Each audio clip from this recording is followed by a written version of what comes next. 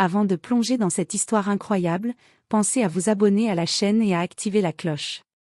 Ici, chaque récit a quelque chose à dire, et vous ne voudrez pas en manquer un seul. Washington DC, tôt un matin d'hiver. Le vent glacé balayait les rues encore endormies, faisant voler des papiers et des feuilles mortes le long des trottoirs. Les lampadaires projetaient une lumière blafarde sur les façades des immeubles, et la ville semblait retenue dans un souffle suspendu, comme si elle pressentait que quelque chose de grave allait se produire. Marcus Jefferson, agent du FBI, marchait rapidement vers son bureau après un rendez-vous matinal. Il était vêtu d'un long manteau noir et portait son badge bien en évidence, mais son esprit était préoccupé par un dossier sensible sur lequel il travaillait depuis des semaines. Sa réputation était impeccable, sa carrière brillante. Pourtant, il ignorait qu'aujourd'hui, son identité et son honneur seraient mis à l'épreuve de la manière la plus humiliante. À quelques mètres de lui, Ryan Cooper, policier de la ville, observait. Ryan était un homme au visage dur, aux yeux froids, et aux convictions profondément ancrées dans des préjugés raciaux. Depuis plusieurs mois, il nourrissait une rancune silencieuse contre certains habitants de la ville, et l'occasion de l'exprimer se présentait enfin. Lorsque Marcus franchit le seuil de la rue principale, Ryan s'avança rapidement, bloquant son chemin, et « Arrêtez-vous !» « Identité » cria-t-il. Surpris, Marcus obéit calmement, tendant son badge. Mais Ryan ne le regarda pas vraiment. Son esprit était déjà fermé, rempli de soupçons injustifiés et d'une colère sourde. « On va voir si vous dites la vérité. » murmura-t-il en prenant le portefeuille de Marcus, le glissant furtivement dans sa poche avant même que Marcus ne puisse réagir. Personne autour ne semblait remarquer l'échange. Mais un autre policier, Ethan Blake, se tenait non loin, silencieux et attentif. Contrairement à Ryan, Ethan respectait la loi et savait faire la différence entre autorité et abus de pouvoir. Son cœur se serra en voyant Marcus menotté et humilié. Il savait que ce moment ne serait pas seulement une arrestation injuste, il pourrait marquer le début d'un conflit qui allait dépasser leur vie personnelle.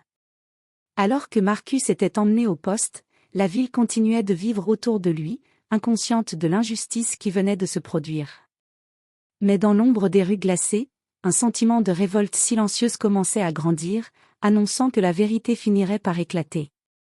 Le poste de police de Washington DC semblait encore plus oppressant à l'intérieur qu'à l'extérieur. Les néons blafards jetaient une lumière crue sur les murs blancs écaillés, et l'odeur de café froid et de plastique chauffé flottait dans l'air. Marcus Jefferson, menotté, était assis sur un banc métallique, le regard fixe, essayant de garder son calme. Ryan Cooper s'avançait vers lui avec un sourire ironique. « Alors, agent Jefferson, je suppose que vous êtes ici pour nous montrer vos super-pouvoirs de détective ?» Sa voix suintait le mépris. Marcus resta silencieux, conscient que chaque mot pourrait être utilisé contre lui. Un autre policier, Ethan Blake, observait de loin, les bras croisés. Contrairement à Ryan, il n'avait pas ce regard haineux. Il voyait l'injustice se jouer devant ses yeux et sentait son sang bouillir, mais il savait qu'il devait agir avec prudence. Ryan fouilla Marcus de manière théâtrale, prenant soin de ne rien laisser de visible. Puis il sortit le portefeuille de Marcus de sa poche, le glissa dans la sienne et murmura pour lui-même, « Ça, c'est pour te rappeler qui commande ici. » Marcus sentit une colère sourde monter en lui, mais il savait que résister physiquement ne ferait qu'empirer sa situation. Il se contenta de noter mentalement tout ce qui se passait, chaque détail pouvant servir plus tard pour prouver l'injustice. « Pourquoi êtes-vous arrêté exactement ?» demanda Marcus, la voix calme mais ferme. Ryan ricana. « On ne pose pas de questions ici. Comportement suspect, c'est suffisant. » Ethan s'approcha, un peu hésitant, mais déterminé. « Ryan, tu sais que ce n'est pas ça. Laisse-le respirer. Il est agent du FBI, tu ne peux pas. » Ryan le regarda avec dédain. « Toi, occupe-toi de tes affaires.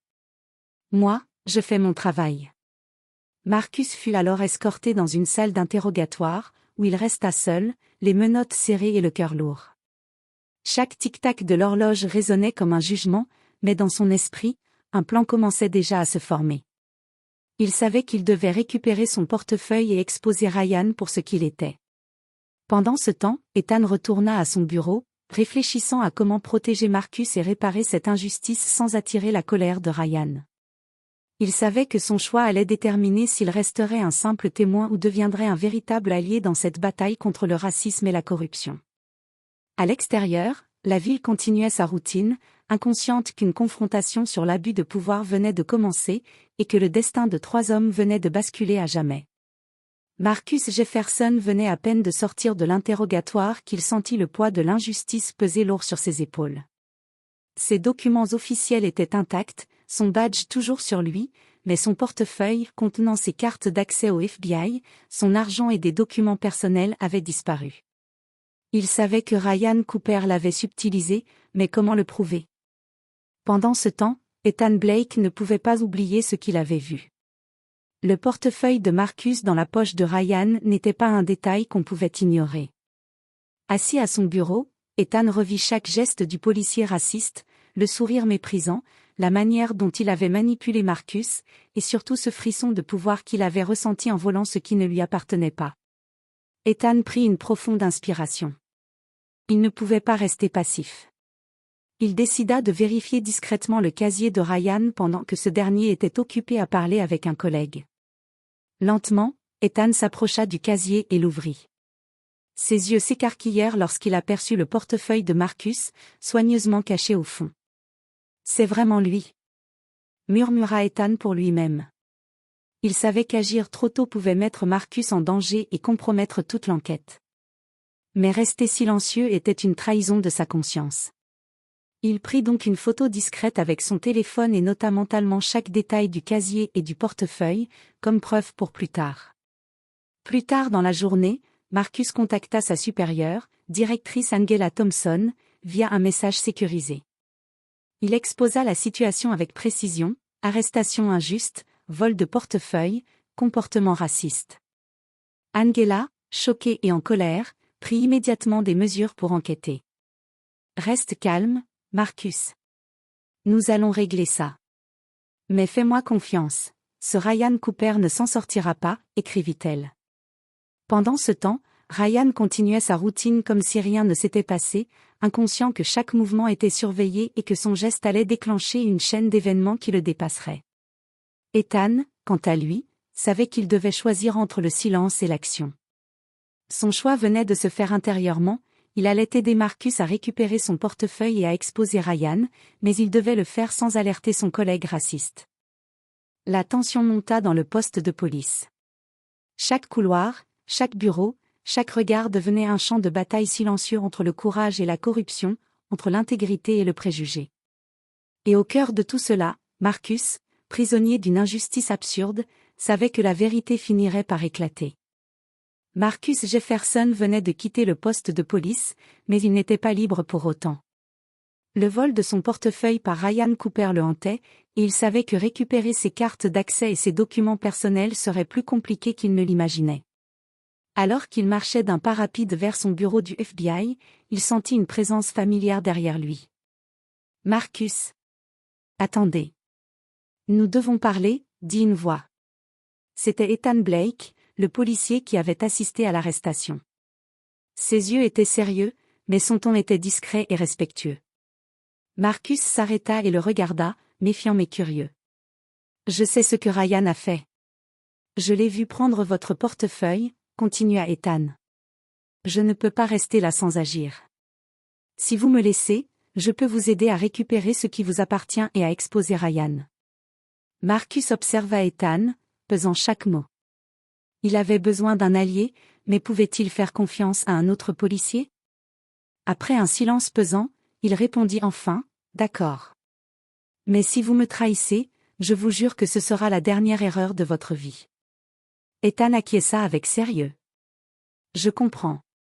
Je ne vous trahirai pas. » Ils se dirigèrent vers un café à proximité pour discuter en privé. Ethan sortit son téléphone et montra à Marcus les photos du portefeuille dans le casier de Ryan. Marcus sentit un mélange de soulagement et de colère. « Bien. Nous devons être stratégiques.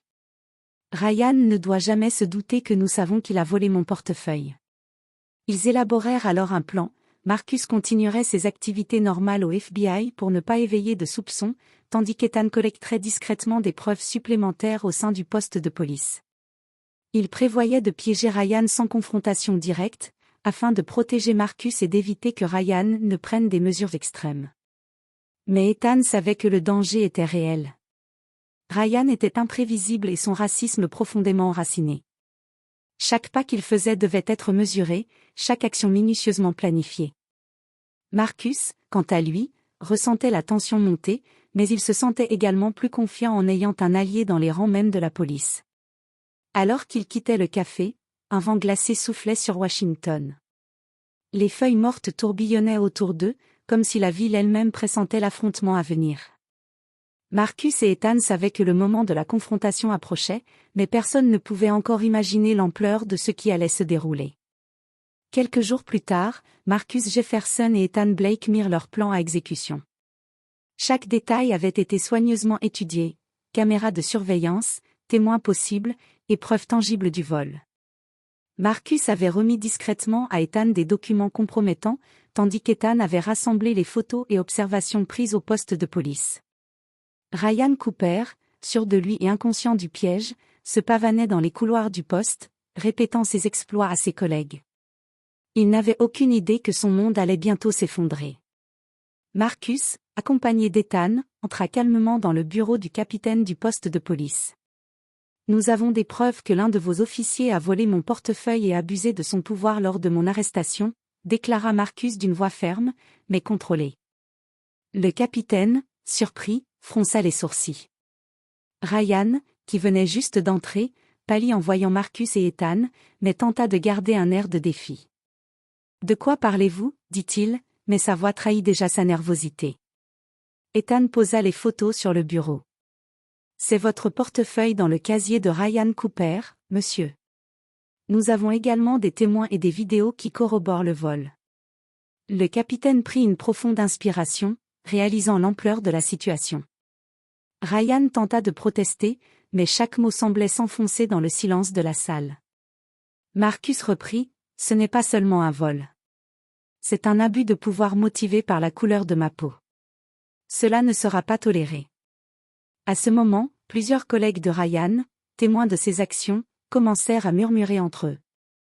L'air dans la pièce était électrique, chargé de tension et de justice imminente. Le capitaine, décidé à agir, ordonna immédiatement la suspension de Ryan en attendant une enquête complète. Ryan, humilié, ne pouvait plus cacher son visage. Marcus récupéra son portefeuille intact, serrant Ethan dans un bref signe de gratitude. « Sans vous, je n'aurais jamais pu prouver la vérité. » Ethan sourit légèrement. Parfois, faire ce qui est juste ne suffit pas. Il faut aussi être prêt à agir. Le FBI fut rapidement informé de l'incident, et une enquête interne confirma l'abus de Ryan. Marcus put reprendre ses activités avec dignité retrouvée, et Ryan fit face aux conséquences de ses actes, réalisant trop tard que la justice, même lente, finit toujours par se manifester. Dans les rues glacées de Washington D.C., Marcus marchait à nouveau libre, son portefeuille dans sa poche et la certitude que, même face à l'injustice la plus flagrante, la vérité pouvait triompher avec courage, planification et un allié inattendu.